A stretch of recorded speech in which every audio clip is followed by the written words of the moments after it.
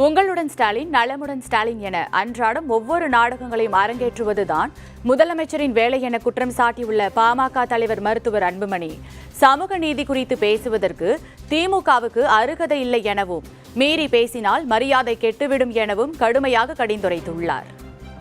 அவர் திட்டம் என்ன, நலங்காக்கும் ஸ்டாலின் என்னவா முகாம் நடத்துவானா ஒவ்வொரு சனிக்கிழமை காலையில். அந்த முகாம் எதுக்கு நடத்துனா மருத்துவ முகாமா. ஏன் இந்த முகாமை நீங்கள் 4.5 ஆண்டுகளுக்கு முன்பு நடத்த வேண்டியதானே? ஆட்சிக்கு வந்த உடனே நடத்தினால இப்போ இன்னொரு 4 மாதம் தான் அவங்க ஆட்சியே இருக்குது.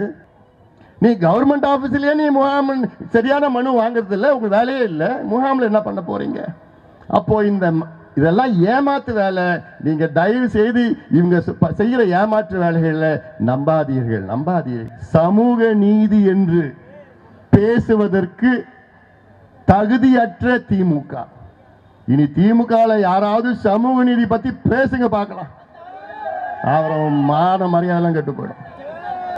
தமிழ்நாட்டு பெண்கள், அதாவது வருகின்ற தேர்தலில் தயவு செய்து நான் கேட்கிறேன், திமுகவுக்கு வாக்களிக்காதீர்கள்.